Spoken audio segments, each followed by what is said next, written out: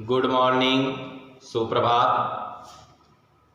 आज हम सभी लोग क्लास 9th के हिंदी विषय में उपस्थित हैं। तो आइए आप सभी लोगों का हार्दिक स्वागत एवं अभिनंदन है।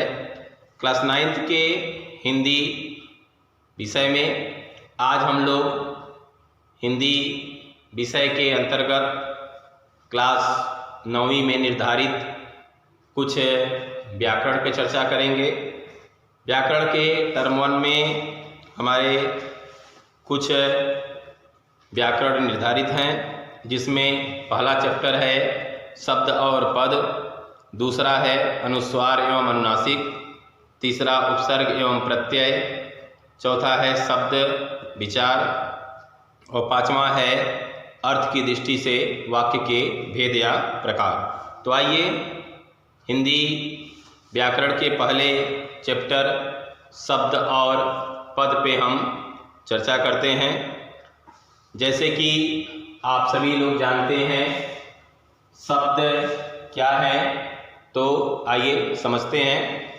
वर्ण समूह अर्थात सीधे कह सकते हैं किसी भी सार्थक वर्णों के समूह को, अर्थात एक से कई अक्षरों के मेल को हम शब्द कहते हैं, या हम सीधे कह सकते हैं कि एक से अधिक वर्णों के मेल से जो स्वतंत्र एक शब्द का निर्माण होता है उसे हम शब्द के नाम से जानते हैं। तो आइए पहले हम शब्द का अर्थ एवं उसकी परिभाषा पर ध्यान देते हैं।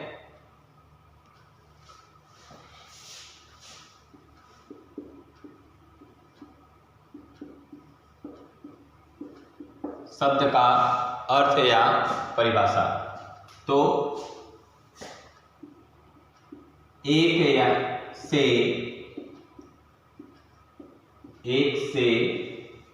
अधिक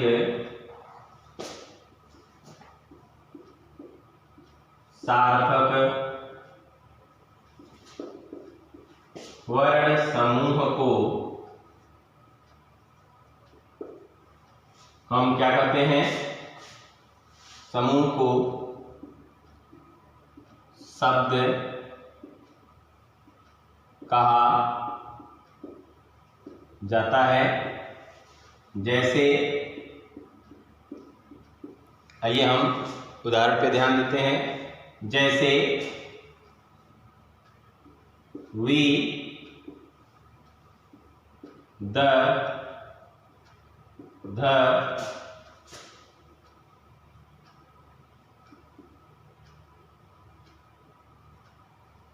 अ य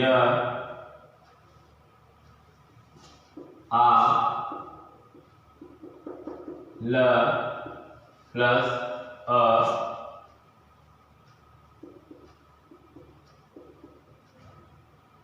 य।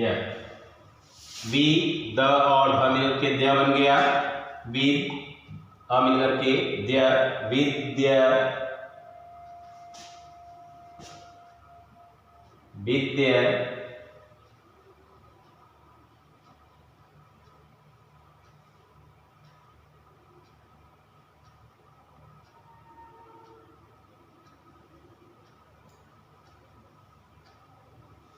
विद्य या ल य शब्द बन जाएगा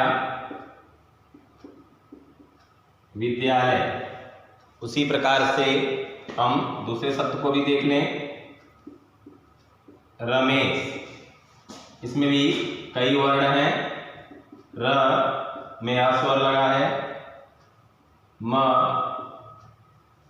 में ए स्वर लगा है, स में अ लगा है। इस प्रकार कई वर्णों के,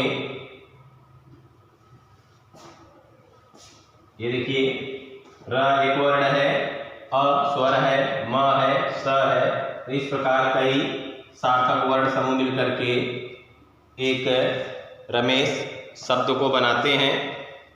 इस प्रकार शब्दों के कई रूप से इसको हम अलग कर सकते हैं। अब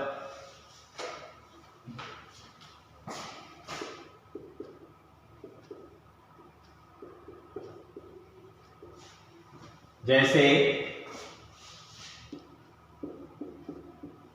हरीश, सरला,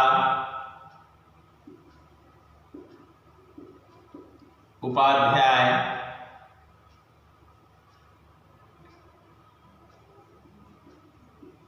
अध्यापक, ये सभी हमारे शब्द हैं और इसके हम सार्थक वर्णों को अलग कर लेते हैं। जैसे हरीश में ह व्यंजन है, किंतु हर व्यंजन में अ स्वर लगा होता है, इसलिए हम ह में ह्रस्व दिखाने लिए ह्रस्व अ को हम अलग करने के लिए ह में ह्रस्व दिखाते हैं और हलंत लगाते हैं। ह में हलंत लगा करके इसे ह्रस्व प्रदर्शित किया गया। फिर र में हलंत, क्योंकि बड़ी ई की मात्रा लगी हुई है। फिर स में भी अ लगा है, तो व्यंजन से स्वर को अलग करते ही हम हलंत लगा देंगे।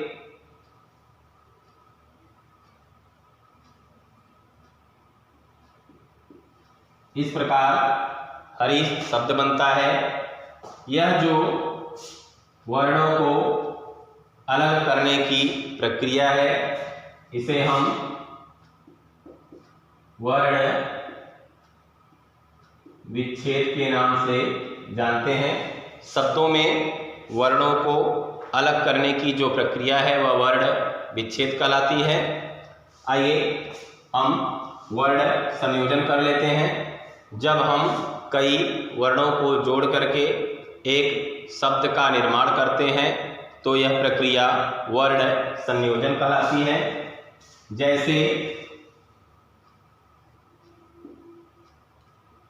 स, अ, र, अ, ल, आ। सभी व्यंजन में स्वर को अलग करते ही वह ह्रस्व हो जाते हैं, तो शब्द बना सरला। इसे हम वर्ण संयोजन के नाम से जानते हैं। उसी प्रकार से हम कई वर्णों के समूहों को शब्द को जोड़ने के लिए उपाध्याय शब्द है, तो उ,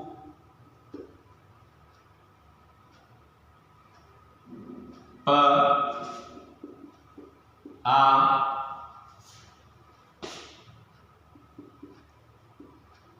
ध्य,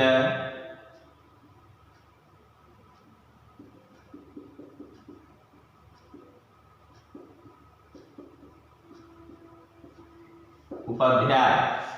इस प्रकार हम, चूंकि उ जो है वह स्वर ही है तो उस पर हलंत नहीं लगेगा, तो उपाध्याय को हम अलग कर लिए। उसी प्रकार से अध्यापक में अ, चूंकि ध आधा है तो हलंत करके हम ध को दिखा देंगे। अ, ध, य, या की मात्रा, अध्यापक, इस प्रकार हम अध्यापक कर लिए वर्ण विच्छेदन, और कई वर्णों के को जोड़ करके हम शब्द का निर्माण करते हैं। तो आइए शब्द बनता है उपाध्याय। उसी प्रकार से शब्द बना अध्यापक, अध्यापक। इस प्रकार से उपाध्याय को हम वर्ण संयोजन और अध्यापक को वर्ण संयोजन के नाम से जानते हैं। आइए अब हम चलते हैं शब्दों के वर्गीकरण, उनको कैसे विभक्त किया गया, किन किन रूपों में, किन किन भागों में हम शब्दों को अलग करते हैं, कैसे उनका निर्माण हुआ, किस प्रकार से शब्द हमारे बोलचाल की भाषा में आए, किस प्रकार के शब्दों से मिलकर के हमारे यहाँ शब्दकोश तैयार हुए और बोलचाल के रूप में ये प्रयोग होने लगे। तो आइए चलते हैं हम शब्दों के वर्गीकरण में।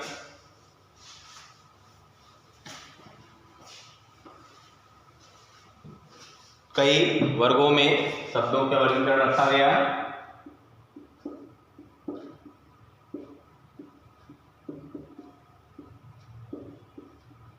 शब्दों का वर्गीकरण। आइए चलते हैं हम शब्दों के वर्गीकरण के ऊपर। शब्दों का निर्माण किस किस प्रकार से किया गया। तो शब्दों का वर्गीकरण के कुल 4 प्रकार हो सकते हैं। पहला है स्रोत या उत्पत्ति के आधार पर, मतलब शब्दों का निर्माण उत्पत्ति हुआ है, उन्हें बनाया गया। दूसरा है शब्दों की रचना के आधार पर, अर्थात रचना के आधार पर शब्दों का वर्गीकरण, माने इनका निर्माण किया गया, उत्पन्न न हुए, इन्हें बनाया गया, पहले में उत्पन्न हुआ, स्वतः ही उत्पन्न हुए थे।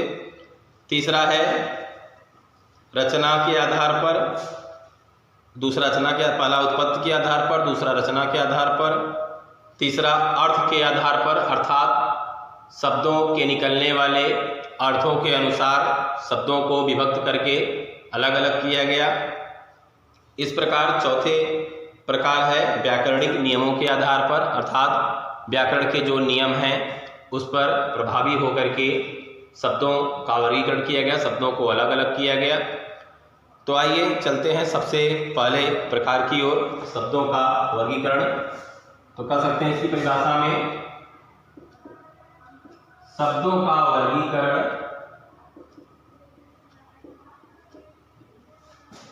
वर्गीकरण मूल रूप से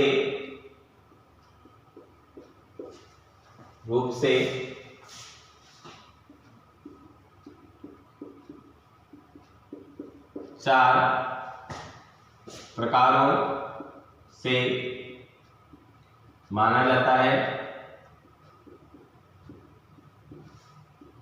अर्थात शब्दों का वर्गीकरण का आधार जो है उसके कुल 4 प्रकार हैं। पहला, दूसरा, तीसरा और चौथा। पहला क्या है?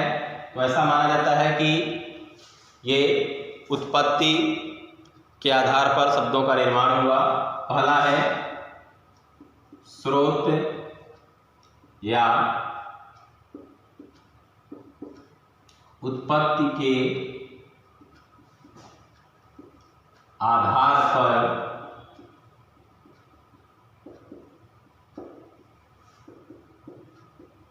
शब्दों का वर्गीकरण। पहला है स्रोत या उत्पत्ति के आधार पर शब्दों का वर्गीकरण। दूसरा आते हैं हम रचना के आधार पर, माने शब्दों को बनाया गया। तो रचना के आधार पर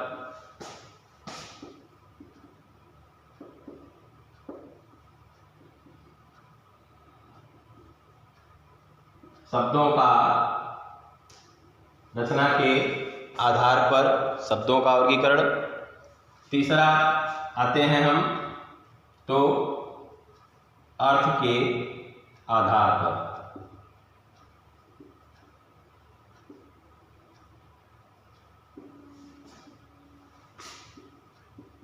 अर्थ के आधार पर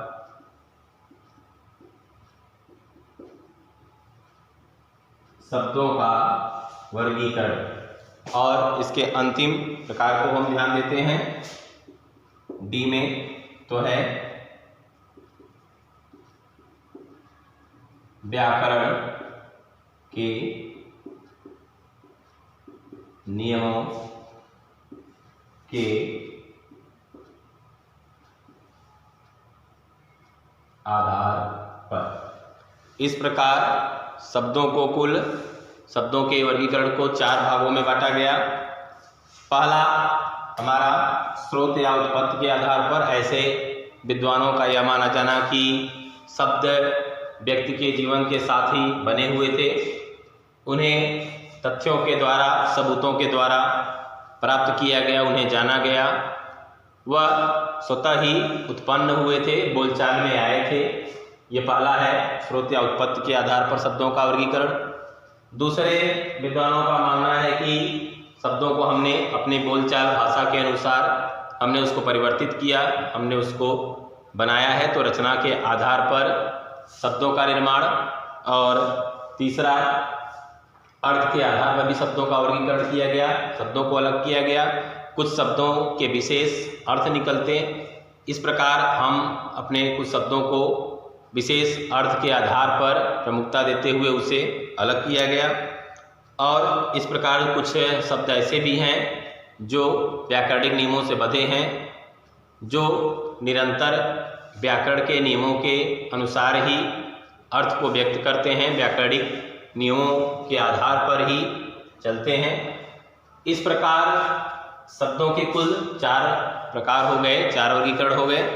तो आइए हम चलते हैं पहले स्रोत या उत्पत्ति के आधार में। स्रोत या उत्पत्ति जो भी हमें साक्ष्य मिले हुए हैं, जिस प्रकार से उत्पत्ति का एक आधार है, उस आधार में हम कौन कौन से शब्दों पर चर्चा करते हैं, ऐसे कौन कौन से शब्द हैं जो स्रोत या उत्पत्ति के आधार पर अपने विशेष अर्थ को व्यक्त करते हैं।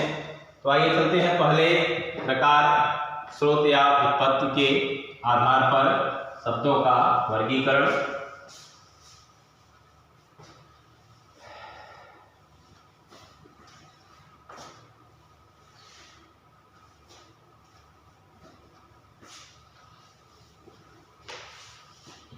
स्रोत या उत्पत्ति के आधार पर शब्दों के वर्गीकरण में हम चलते हैं। पहला प्रकार,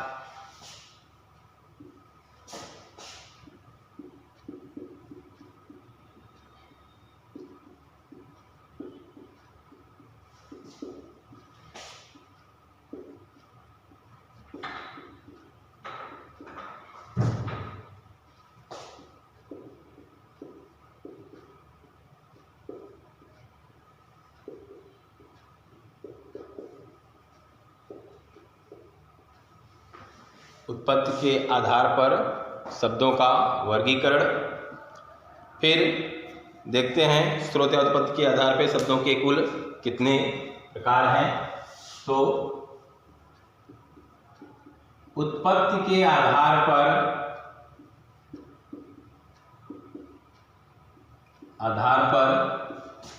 शब्दों के कुल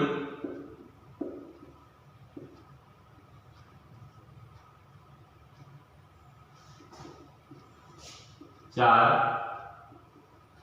प्रकार हैं।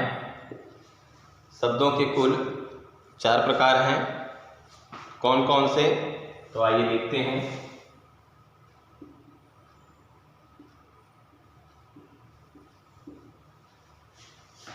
उत्पत्ति के आधार पर हम शब्दों के प्रकारों को 4 भागों में रखते हैं। पहला शब्द है हमारा तत्सम शब्द।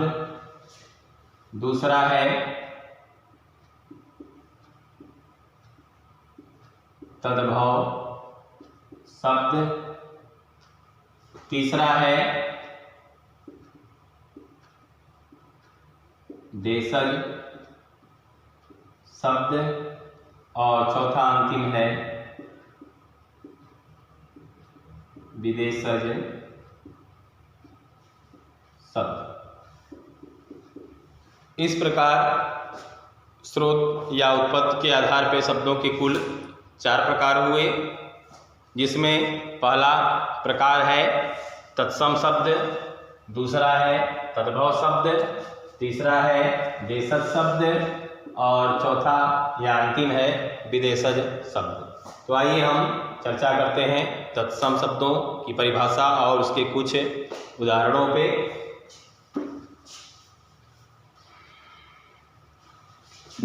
पहला है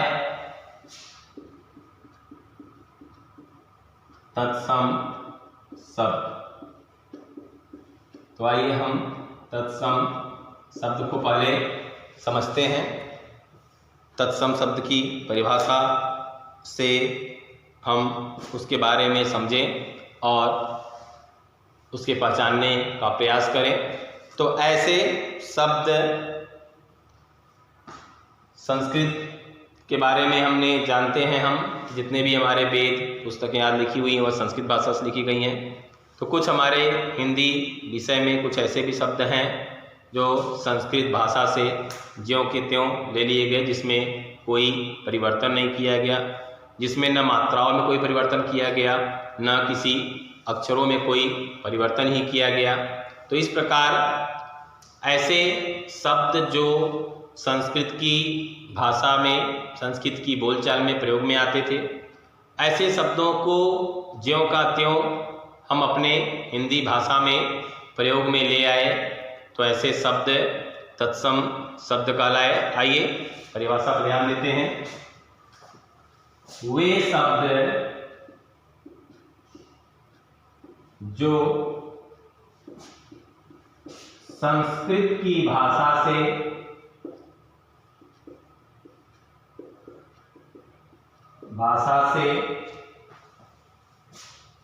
बिना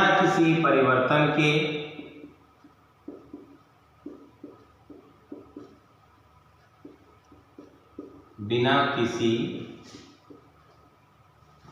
परिवर्तन के अर्थात ज्यों का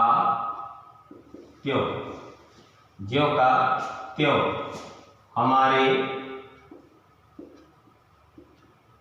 हिंदी भाषा में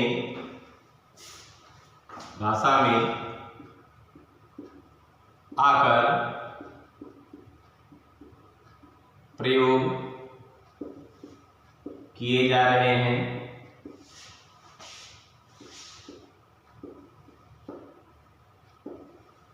उन्हें हम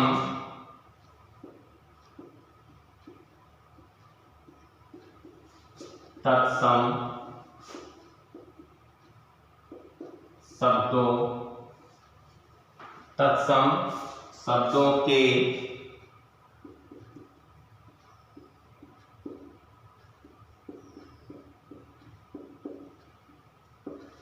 नाम से जानते हैं। जैसे संस्कृत के कुछ शब्द जैसे दुग्ध,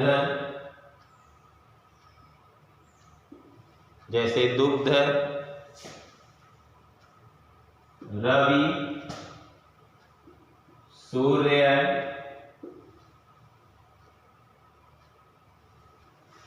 सूर्य, पितृ, मातृ, अग्नि, निपुण, पितृ, मातृ, निपुण आदि, माने ऐसे शब्द जो संस्कृत की भाषा में प्रयोग में आते थे, जिसमें बिना किसी परिवर्तन के ही हमारी हिंदी की बोलचाल की भाषा में प्रयोग में आने लगे। ऐसे शब्द हम तत्सम शब्दों के नाम से जानते हैं, जो पूर्ण रूप से संस्कृत के ही शब्द होते हैं, किंतु बोल चाल की भाषा में प्रयोग में आने के कारण से इन्हें हिंदी में प्रयोग किए जाते हैं, इनका प्रयोग होता है, किंतु वह वास्तव में संस्कृत के ही शब्द होते हैं। चूँकि प्रयोग में आ जाने के कारण से उन्हें हम हिंदी के भी शब्द कह लेते हैं। ऐसे शब्दों को हिंदी में तत्सम शब्द के नाम से जाना जाता है। तो आइए चलते हैं हम स्रोत या उत्पत्ति के आधार पर शब्दों के दूसरे प्रकार में, जिसका नाम है तत्सम के जगह पर तद्भव हो जाएगा। पहला तत्सम शब्द था, दूसरा तद्भव शब्द क्या हो जाएगा दूसरा?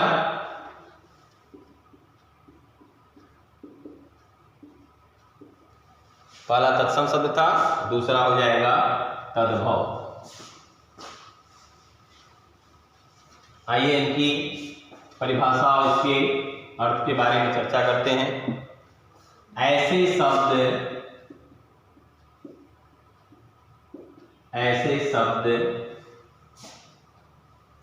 जो क्या हो जाते हैं, जो हमारे प्रयोग में आते हैं। तो ऐसे शब्द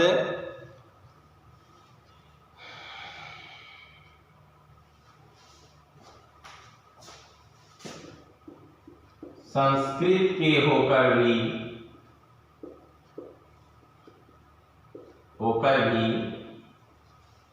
कुछ परिवर्तन के कारण, या कह सकते हैं कुछ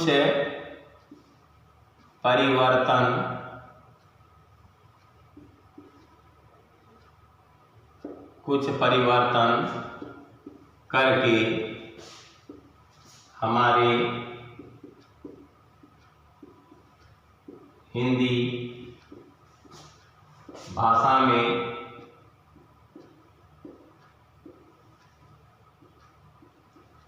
प्रयोग या बोले जाते हैं।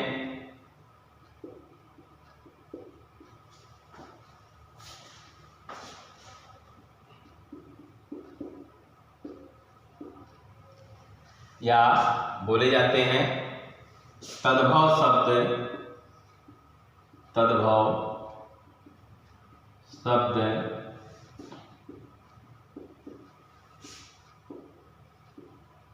कहलाते हैं। आइए कुछ हम उदाहरणों पर चर्चा करें।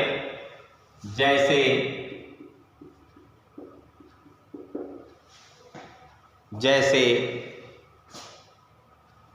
आग, माता, पिता, सूरज, आँख। जैसे अग्नि से हो जाएगा आग, मातृ से माता, पितृ से पिता, सूर्य से सूरज,